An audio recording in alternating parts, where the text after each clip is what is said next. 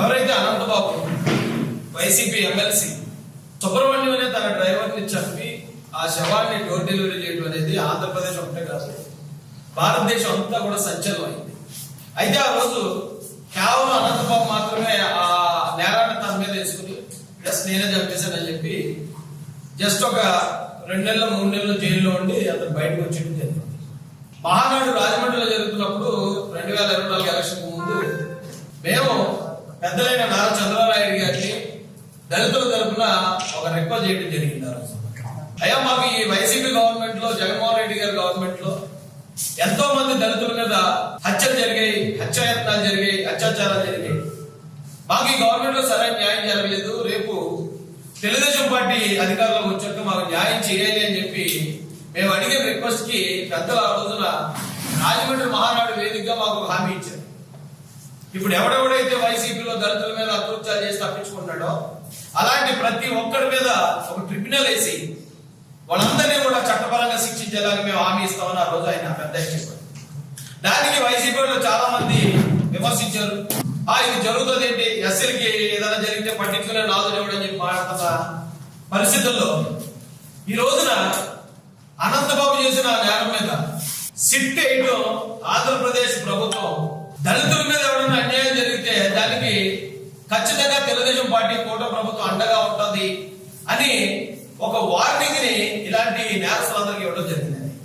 ఇప్పుడు ఏదైతే సుబ్రహ్మణ్యం ఒంటి మీద 30 గాయాలు ఉంటాయట, 30 గాయాలు ఒక అనంతబాబు తెలుసుకుంటే చేసే పని కాదు, ప్రయత్నం కాదు. దాని వెనకాల ఇంకా చాలా మంది ఉన్నారు. ఆ రోజున సుబ్రహ్మణ్యాన్ని చంపేసిన రోజున ఆయన డెడ్ బాడీ దగ్గర నేను వస్తానని నేను బయలుదేరితే నన్ను అవసరం చేసింది వైసీపీ గవర్నమెంట్. ఇంకా ఒక ఒక విషయం ఎవరు చెప్పలేదంటే చాలా ఆశ్చర్యకరమైన విషయం. ఆ రోజు సుబ్రహ్మణ్యం కుటుంబం రాజేష్ గారు వస్తే తప్ప మేము రావని చెప్పి వాళ్ళు ఆ ఇంక్వెస్ట్ మీద సంతకం పెట్టకుండా ఎక్కడికో సైడ్ అయిపోయారు. సైడ్ అయిపోతే వాళ్ళు దొరకట్లేదు. ఇంక్వెస్ట్ ఏదో విధంగా సంతకం పెట్టించి వాళ్ళతో తూతూ మంత్రంగా పోస్ట్ మార్టం చేద్దాం అనుకున్న ఆనాటి ప్రభుత్వంలో ఉన్న పోలీసు వారు వాళ్ళు ఎక్కడున్నారో కనిపెట్టలేక మళ్ళీ ఉత్తరకాంతి నా దగ్గరికి వచ్చి అంటే రండి మీరు కూడా రమ్మంటారు మిమ్మల్ని వాళ్ళు, దయచేసి వాళ్ళని రమ్మనండి, మీరు ఒక ఫోన్ చేయండి మొత్తం అంతా కూడా మీకు అనుకూలంగా చేస్తామని చెప్తే వాళ్ళ కుట్ర తెలియక నేను వాళ్ళు ఎక్కడున్నారో ఫోన్ చేశాను. నా ఫోన్ నుంచి ట్రాక్ చేసి ఆ ఫోన్ ఎక్కడుందో కనిపెట్టి ఆ ఫోన్ ఏ లొకేషన్ ఉన్నారో వాళ్ళు ఎక్కడో కనిపెట్టి వితిన్ 10 నిమిషాలు పట్టించుకున్నారంట. పట్టించుకుని వాళ్ళు తీసుకుని సంతకం పెడతారా లేదంటే పాపం గర్భవతి అయిన భార్య ఆ రోజున పోలీసులు కాళ్ళ మీద పడి ఏడ్చిన ఆ సన్నివేశం ఇంకా మేము మర్చిపోలేదు. ఖచ్చితంగా దీన్ని వెనుకున్న వాళ్ళందరినీ మేము బయటకు లాక్కొస్తామని చెప్పి ఇప్పుడు సిట్టు ముందుకు రావడం చంద్రబాబు నాయుడు గారి ఆధ్వర్యంలో, కూటమి ప్రభుత్వ ఆధ్వర్యంలో ఇదేమి ఆశామాషి విషయం కాదండి. చాలా మంది అంటున్నారు వైసీపీ ప్రభుత్వంలోనే కాదు చాలా ప్రభుత్వాల్లో దళితుల మీద దాడులు జరిగాయి కదా, కానీ మీరు వైసీపీని మాత్రం ఎందుకు అంటున్నారు అని ప్రశ్నించే వాళ్ళకి నేను చెప్తున్నాను. అనంతబాబు అని కూడా ఆ డ్రైవర్ని చంపుకున్నాడు. ఓకే, ఎప్పుడైతే అనంతబాబు డ్రైవర్ని చంపాడో అప్పుడే చట్టపరంగా అతన్ని శిక్షించి అతని పార్టీని సస్పెండ్ చేసి ఉంటుంటే జగన్మోహన్ రెడ్డికి ఏ సంబంధం లేదని మేము నమ్ముతున్నాం.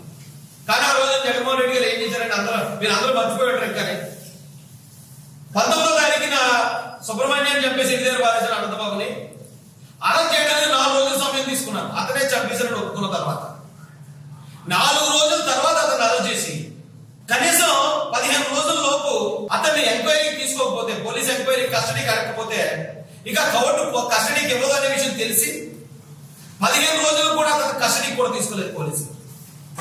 దాంతోపాటు హైకోర్టు వారు అతని బెయిల్ని నిరాకరిస్తే అతను సుప్రీంకోర్టుకి వెళ్ళినప్పుడు సుప్రీంకోర్టులో అదే వైసీపీ గవర్నమెంట్ కి సంబంధించి వైసీపీ గవర్నమెంట్ నియమించిన లాయర్ అతనికి బెయిల్ ఇచ్చినా మాకు అభ్యంతరం లేదని చెప్పారు.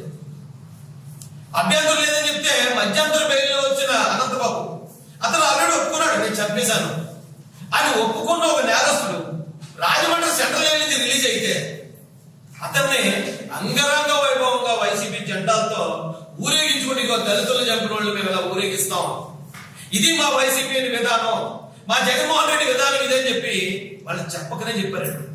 అందుకే నేను ఏమంటానంటే సుబ్రహ్మణ్యం హత్య అనేది అదేదో పాత కక్షల్లోనో లేకపోతే వాళ్ళిద్దరికి సంబంధించిన పర్సనల్ కాదు, ఏదో సినిమాలో డైలాగ్ ఉంటుందండి, అవినీతి పరులైన రాజకీయ నాయకులు బొక్కలన్నీ డ్రైవర్ల దగ్గర పిఎల్ దగ్గర ఉంటాయి. అలాంటి బొక్కలయ్యా సుబ్రహ్మణ్యం దగ్గర ఉంటాయి. సుబ్రహ్మణ్యం దగ్గర ఉన్నాయి కాబట్టి ఆ పార్టీకి అంతటికీ కూడా డ్యామేజ్ జరిగే విషయాలు అతని బయటపెడతానన్నాడు. ఎవరినో రక్షించడానికి అతన్ని చంపేసి ఆ నేరాన్ని ఒక అనంతబాబు మీద మాత్రం వేసుకుని మిగతా నేరస్తులు తప్పించే ప్రయత్నం జరిగింది. ఆ రోజు కాకినాడ అంతా గగ్గోలు పెట్టింది. ఖచ్చితంగా అనంతబాబు చేసిన దీంట్లో కాకినాడ నుంచి కూడా వైసీపీ నాయకులు వస్తూ ఉంది, రాజానగరం నుంచి వైసీపీ నాయకులు వస్తూ ఉంది. వీళ్ళందరూ కలిపి చేసిందే తప్ప ఒక అనంతబాబు తలుచుకుంటే 30 దెబ్బలు కొట్టేయడం అక్కడోని, లేకపోతే అతనే చంపేసి డెడ్ బాడీని తీసుకుని ఒక్కడే కారు ఎక్కించేసుకుని కారులో వేసుకుని కారుతో ఇంటికి తీసుకొచ్చే పరిస్థితి లేదు. ఖచ్చితంగా అతని వెనక చాలా మంది ఉన్నారని ఆ రోజున మొత్తం కాకినాడ జిల్లా కూడా చూసింది. పట్టించుకున్నాడు నాదుడే లేడు. ఎంత తొందరగా వీలైతే అంత తొందరగా క్లోజ్ చేసి పారేద్దాం అని చెప్పి కనీసం ఆయన్ని పార్టీ నుంచి సస్పెండ్ చేయలేదు, ఎమ్మెల్సీ నుంచి బర్తరఫ్ చేయలేదు. చేయకపోగా జగన్మోహన్ రెడ్డి గారు పక్కనే కూర్చోబెట్టుకుని తిప్పారు. అంటే ఆ రోజున వివేకానంద రెడ్డి గారి హత్య విషయంలో ఆ అవినాష్ రెడ్డి గారికి ఎలాగైతే సపోర్ట్ చేశారో జగన్ రెడ్డి గారు, ఈ రోజు సుబ్రహ్మణ్యం హత్య కేసులో కూడా అనంతబాబు గారికి అలాగే చేశారంటే ఖచ్చితంగా పార్టీ పెద్దల ఆస్పత్రిలో మాట జరిగింది.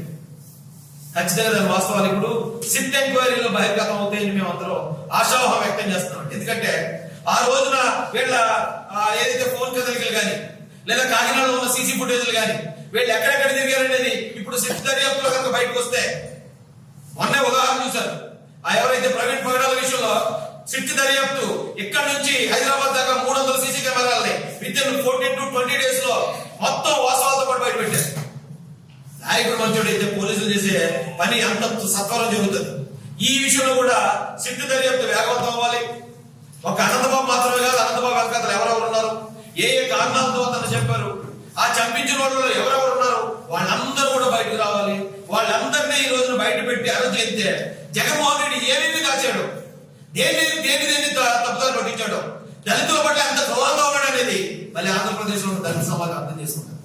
ఇవాళ ఏమీ లేని చోటు కూడా కోట ప్రభుత్వంలో దళితుల మీద దాడి జరుగుతుందని తప్పుడు అంటే ఒక యాక్సిడెంట్ కేసుని హత్య అంటారు.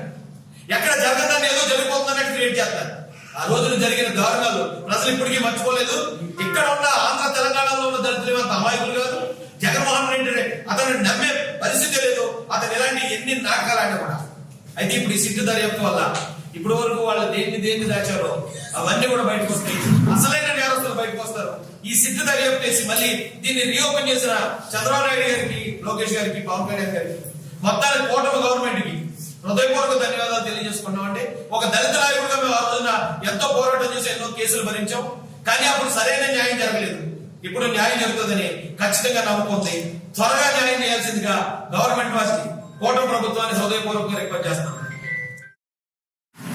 ఎవరైతే అనంతబాబు వైసీపీ ఎమ్మెల్సీ సుబ్రహ్మణ్యం అనే తన డ్రైవర్ ని చంపి ఆ శవాన్ని డోర్ డెలివరీ చేయడం అనేది ఆంధ్రప్రదేశ్ ఒకటే కాదు, భారతదేశం అంతా కూడా సంచలనం అయింది.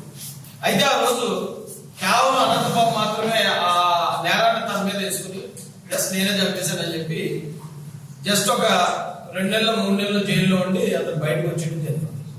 మహానాడు రాజమండ్రిలో జరుగుతున్నప్పుడు 2024 ఎలక్షన్ ముందు మేము పెద్దలైన నారా చంద్రబాబు నాయుడు గారిని దళితుల తరఫున ఒక రిక్వెస్ట్ చేయడం జరిగింది. ఆ రోజు అయ్యా మాకు ఈ వైసీపీ గవర్నమెంట్ లో, జగన్మోహన్ రెడ్డి గారి గవర్నమెంట్ లో ఎంతో మంది దళితుల మీద హత్యలు జరిగాయి, హత్యాయత్నాలు జరిగాయి, అత్యాచారాలు జరిగాయి. మాకు ఈ గవర్నమెంట్ లో సరైన న్యాయం జరగలేదు. రేపు తెలుగుదేశం పార్టీ అధికారంలోకి వచ్చాక మాకు న్యాయం చేయాలి అని చెప్పి మేము అడిగిన రిక్వెస్ట్ కి పెద్దలు ఆ రోజున రాజమండ్రి మహానాడు వేదికగా మాకు హామీ ఇచ్చారు. ఇప్పుడు ఎవడెవడైతే వైసీపీలో దళితుల మీద అత్యాచారాలు చేసి తప్పించుకుంటాడో అలాంటి ప్రతి ఒక్కరి మీద ఒక ట్రిబ్యునల్ వేసి వాళ్ళందరినీ కూడా చట్టపరంగా శిక్షించేలాగా మేము హామీ ఇస్తామని ఆ రోజు ఆయన పెద్ద చెప్పారు. దానికి వైసీపీలో చాలా మంది విమర్శించారు. ఇది జరుగుతుంది ఏంటి, ఎస్సీలకి ఏదైనా జరిగితే పట్టించుకునే నాదుడు ఎవడని చెప్పి మాట్లాడుతున్న పరిస్థితుల్లో ఈ రోజున అనంతబాబు చేసిన నేరం మీద సిట్ వేయడం ఆంధ్రప్రదేశ్ ప్రభుత్వం దళితుల మీద ఎవరైనా అన్యాయం జరిగితే దానికి ఖచ్చితంగా తెలుగుదేశం పార్టీ, కూటమి ప్రభుత్వం అండగా ఉంటుంది అని ఒక వార్నింగ్ ని ఇలాంటి నేరస్తులందరికీ ఇవ్వడం జరిగిందండి. ఇప్పుడు ఏదైతే సుబ్రహ్మణ్యం ఒంటి మీద 30 గాయాలు ఉంటాయట, 30 గాయాలు ఒక అనంతబాబు తెలుసుకుంటే చేసే పని కాదు, ప్రయత్నం కాదు. దాని వెనకాల ఇంకా చాలా మంది ఉన్నారు. ఆ రోజున సుబ్రహ్మణ్యాన్ని చంపేసిన రోజున ఆయన డెడ్ బాడీ దగ్గర నేను వస్తానని నేను బయలుదేరితే నన్ను అవసరం చేసింది వైసీపీ గవర్నమెంట్. ఇంకా ఒక ఒక విషయం ఎవరు చెప్పలేదంటే చాలా ఆశ్చర్యకరమైన విషయం. ఆ రోజు సుబ్రహ్మణ్యం కుటుంబం రాజేష్ గారు వస్తే తప్ప మేము రావని చెప్పి వాళ్ళు ఆ ఇంక్వెస్ట్ మీద సంతకం పెట్టకుండా ఎక్కడికో సైడ్ అయిపోయారు. సైడ్ అయిపోతే వాళ్ళు దొరకట్లేదు. ఇంక్వెస్ట్ ఏదో విధంగా సంతకం పెట్టించి వాళ్ళతో తూతూ మంత్రంగా పోస్ట్ మార్టం చేద్దాం అనుకున్న ఆనాటి ప్రభుత్వంలో ఉన్న పోలీసు వారు వాళ్ళు ఎక్కడున్నారో కనిపెట్టలేక మళ్ళీ ఉత్తరకాంతి నా దగ్గరికి వచ్చి అంటే రండి మీరు కూడా రమ్మంటారు మిమ్మల్ని వాళ్ళు, దయచేసి వాళ్ళని రమ్మనండి, మీరు ఒక ఫోన్ చేయండి మొత్తం అంతా కూడా మీకు అనుకూలంగా చేస్తామని చెప్తే వాళ్ళ కుట్ర తెలియక నేను వాళ్ళు ఎక్కడున్నారో ఫోన్ చేశాను. నా ఫోన్ నుంచి ట్రాక్ చేసి ఆ ఫోన్ ఎక్కడుందో కనిపెట్టి ఆ ఫోన్ ఏ లొకేషన్ ఉన్నారో వాళ్ళు ఎక్కడో కనిపెట్టి విత్ ఇన్ 10 నిమిషాలు పట్టేసుకున్నారంట. పట్టేసుకుని వాళ్ళు తీసుకొని సంతకం పెడతారా లేదంటే పాపం గర్భవతి నా భార్య ఆ రోజున పోలీసులు కాళ్ళ మీద పడి ఏడ్చిన ఆ సన్నివేశం ఇంకా మేము మర్చిపోలేదు. ఖచ్చితంగా నేను వెనుకున్న వాళ్ళందరినీ మేము బయటకు లాక్కొస్తామని చెప్పి ఇప్పుడు సిట్టు ముందుకు రావడం చంద్రబాబు నాయుడు గారి ఆధ్వర్యంలో కూటమి ప్రభుత్వ ఆధ్వర్యంలో ఇదేమి ఆశామాషి విషయం కాదండి. చాలా మంది అంటున్నారు వైసీపీ ప్రభుత్వంలోనే కాదు చాలా ప్రభుత్వాల్లో దళితుల మీద దాడులు జరిగాయి కదా, కానీ మీరు వైసీపీని మాత్రం ఎందుకు అంటున్నారు అని ప్రశ్నించే వాళ్ళకి నేను చెప్తున్నాను. అనంతబాబు అని కూడా ఆ డ్రైవర్ని చంపుకున్నాడు. ఓకే, ఎప్పుడైతే అనంతబాబు డ్రైవర్ని చంపాడో అప్పుడే చట్టపరంగా అతన్ని శిక్షించి అతని పార్టీని సస్పెండ్ చేసి ఉంటుంటే జగన్మోహన్ రెడ్డికి ఏ సంబంధం లేదని మేము నమ్ముతున్నాం. కానీ ఆ రోజు జగన్మోహన్ రెడ్డి గారు ఏం చేశారంటే మీరు అందరూ మర్చిపోయారు. కానీ 19వ తారీఖున సుబ్రహ్మణ్యాన్ని చంపేసి ఇంటి దగ్గర పారేసిన అనంతబాబుని అరెస్ట్ చేయడానికి 4 రోజుల సమయం తీసుకున్నాను. అతనే చంపేశారని ఒప్పుకున్న తర్వాత 4 రోజుల తర్వాత అతను అరెస్ట్ చేసి కనీసం 15 రోజుల లోపు అతన్ని ఎంక్వైరీకి తీసుకోకపోతే, పోలీస్ ఎంక్వైరీ కస్టడీకి అడగకపోతే ఇక కోర్టు కస్టడీకి ఇవ్వదు అనే విషయం తెలిసి 15 రోజులు కూడా అతను కస్టడీకి కూడా తీసుకోలేదు పోలీసులు. దాంతోపాటు హైకోర్టు వారు అతని బెయిల్ని నిరాకరిస్తే అతను సుప్రీంకోర్టుకి వెళ్ళినప్పుడు సుప్రీంకోర్టులో అదే వైసీపీ గవర్నమెంట్ కి సంబంధించి వైసీపీ గవర్నమెంట్ నియమించిన లాయర్ అతనికి బెయిల్ ఇచ్చినా మాకు అభ్యంతరం లేదని చెప్పారు. అభ్యంతరం లేదని చెప్తే మధ్యంతర బెయిల్లో వచ్చిన అనంతబాబు అతను ఆల్రెడీ ఒప్పుకున్నాడు నేను చంపేశాను అని ఒప్పుకున్న ఒక నేరస్తుడు రాజమండ్రి సెంట్రల్ జైలు నుంచి రిలీజ్ అయితే అతన్ని అంగరంగ వైభవంగా వైసీపీ జెండాలతో ఊరేగించుకుంటే దళితులు చంపిన వాళ్ళు మేము ఇలా ఊరేగిస్తాం, ఇది మా వైసీపీ విధానం, మా జగన్మోహన్ రెడ్డి విధానం ఇదని చెప్పి వాళ్ళు చెప్పకనే చెప్పారండి. అందుకే నేను ఏమంటానంటే సుబ్రహ్మణ్యం హత్య అనేది అదేదో పాత కక్షల్లోనో లేకపోతే వాళ్ళిద్దరికి సంబంధించిన పర్సనల్ కాదు, ఏదో సినిమాలో డైలాగ్ ఉంటుందండి, అవినీతి పరులైన రాజకీయ నాయకులు బొక్కలన్నీ డ్రైవర్ల దగ్గర పిఎల్ దగ్గర ఉంటాయి. అలాంటి బొక్కలయ్యా సుబ్రహ్మణ్యం దగ్గర ఉంటాయి. సుబ్రహ్మణ్యం దగ్గర ఉన్నాయి కాబట్టి ఆ పార్టీకి అంతటికీ కూడా డ్యామేజ్ జరిగే విషయాలు అతను ఏదో బయటపెడతానన్నాడు. ఎవరినో రక్షించడానికి అతన్ని చంపేసి ఆ నేరాన్ని ఒక అనంతబాబు మీద మాత్రం వేసుకుని మిగతా నేరస్తులు తప్పించే ప్రయత్నం జరిగింది. ఆ రోజు కాకినాడ అంతా గగ్గోలు పెట్టింది. ఖచ్చితంగా అనంతబాబు చేసిన దీంట్లో కాకినాడ నుంచి కూడా వైసీపీ నాయకులు హస్తం ఉంది, రాజానగర్ నుంచి వైసీపీ నాయకులు హస్తం ఉంది. వీళ్ళందరూ కలిపి చేసిందే తప్ప ఒక అనంతబాబు తలుచుకుంటే 30 దెబ్బలు కొట్టేయడం అక్కడోని, లేకపోతే అతనే చంపేసి డెడ్ బాడీని తీసుకుని ఒక్కడే కారు ఎక్కించేసుకుని కారులో వేసుకుని కారుతో ఇంటికి తీసుకొచ్చే పరిస్థితి లేదు. ఖచ్చితంగా అతని వెనక చాలా మంది ఉన్నారని ఆ రోజున మొత్తం కాకినాడ జిల్లా కూడా చూసింది. పట్టించుకున్నాడు నాదుడే లేడారు. ఎంత తొందరగా వీలైతే అంత తొందరగా క్లోజ్ చేసి పారేద్దాం అని చెప్పి కనీసం ఆయన్ని పార్టీ నుంచి సస్పెండ్ చేయలేదు, ఎమ్మెల్సీ నుంచి బర్తరఫ్ చేయలేదు. చేయకపోగా జగన్మోహన్ రెడ్డి గారు పక్కనే కూర్చోబెట్టుకుని తిప్పారు. అంటే ఆ రోజున వివేకానంద రెడ్డి గారి హత్య విషయంలో ఆ అవినాష్ రెడ్డి గారికి ఎలాగైతే సపోర్ట్ చేశారో జగన్ రెడ్డి గారు, ఈ రోజు సుబ్రహ్మణ్య హత్య కేసులో కూడా అనంతబాబు గారికి అలాగే చేశారంటే ఖచ్చితంగా పార్టీ పెద్దల ఆస్పత్రిలో మాట జరిగింది. ఖచ్చితంగా దాని వాస్తవాలు ఇప్పుడు సిట్ ఎంక్వైరీలో బహిర్గతం అవుతాయని మేము అందరం ఆశావహం వ్యక్తం చేస్తున్నాం. ఎందుకంటే ఆ రోజున వీళ్ళ ఏదైతే ఫోన్ కదలికలు కానీ లేదా కాకినాడలో ఉన్న సీసీ ఫుటేజ్లు కానీ వీళ్ళు ఎక్కడెక్కడ తిరిగారనేది ఇప్పుడు సిట్ దర్యాప్తులో కనుక బయటకు వస్తే, మొన్న ఉదాహరణ చూశారు ఎవరైతే ప్రవీణ్ పగడాల విషయంలో సిట్ దర్యాప్తు ఇక్కడ నుంచి హైదరాబాద్ దాకా 300 CC కెమెరాలని with in 14 to 20 days లో మొత్తం వాస్తవాలతో పాటు బయట పెట్టారు. నాయకుడు మంచోడు అయితే పోలీసులు చేసే పని అంత సత్వరం జరుగుతుంది. ఈ విషయంలో కూడా సిట్ దర్యాప్తు వేగవంతం అవ్వాలి. ఒక అనంతబాబు మాత్రమే కాదు, అనంతబాబు వెనకాతలు ఎవరెవరు ఉన్నారు, ఏ కారణాలతో అతను చెప్పారు, ఆ చంపించిన వాళ్ళలో ఎవరెవరు ఉన్నారు, వాళ్ళందరూ కూడా బయటకు రావాలి. వాళ్ళందరినీ ఈ రోజున బయట పెట్టి అరెస్ట్ చేస్తే జగన్మోహన్ రెడ్డి ఏమేమి కాచాడు, దేని తప్పుదారు పట్టించాడు, దళితుల పట్ల ఎంత క్రూరంగా ఉన్నాడు అనేది మళ్ళీ ఆంధ్రప్రదేశ్ లో దళిత సమాజం అర్థం చేసుకుంటారు. ఇవాళ ఏమీ లేని చోటు కూడా కోట ప్రభుత్వంలో దళితుల మీద దాడి జరుగుతుందని తప్పుడు అంటే ఒక యాక్సిడెంట్ కేసుని హత్య అంటారు, ఎక్కడ జరగదని ఏదో జరిగిపోతుందన్నట్టు క్రియేట్ చేస్తారు. ఆ రోజున జరిగిన దారుణాలు ప్రజలు ఇప్పటికీ మర్చిపోలేదు. ఇక్కడ ఉన్న ఆంధ్ర తెలంగాణలో ఉన్న దళితులు అంత అమాయకులు కాదు.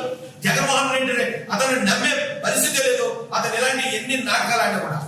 అయితే ఇప్పుడు ఈ సిట్టు దర్యాప్తు వల్ల ఇప్పటి వరకు వాళ్ళు దేన్ని దాచారో అవన్నీ కూడా బయటకు వస్తాయి. అసలైన నేరస్తులు బయటకు వస్తారు. ఈ సిట్టు దర్యాప్తు చేసి మళ్ళీ దీన్ని రీఓపెన్ చేసిన చంద్రబాబు నాయుడు గారికి, లోకేష్ గారికి, పవన్ కళ్యాణ్ గారికి, మొత్తానికి కూటమి గవర్నమెంట్ కి హృదయపూర్వక ధన్యవాదాలు తెలియజేసుకున్నాం. అంటే ఒక దళిత నాయకుడిగా మేము ఆ రోజున ఎంతో పోరాటం చేసి ఎన్నో కేసులు భరించాం. కానీ అప్పుడు సరైన న్యాయం జరగలేదు. ఇప్పుడు న్యాయం జరుగుతుందని ఖచ్చితంగా నమ్ముకుంది. త్వరగా న్యాయం చేయాల్సిందిగా గవర్నమెంట్ వారికి, కూటమి ప్రభుత్వాన్ని హృదయపూర్వకంగా రిక్వెస్ట్ చేస్తున్నాం.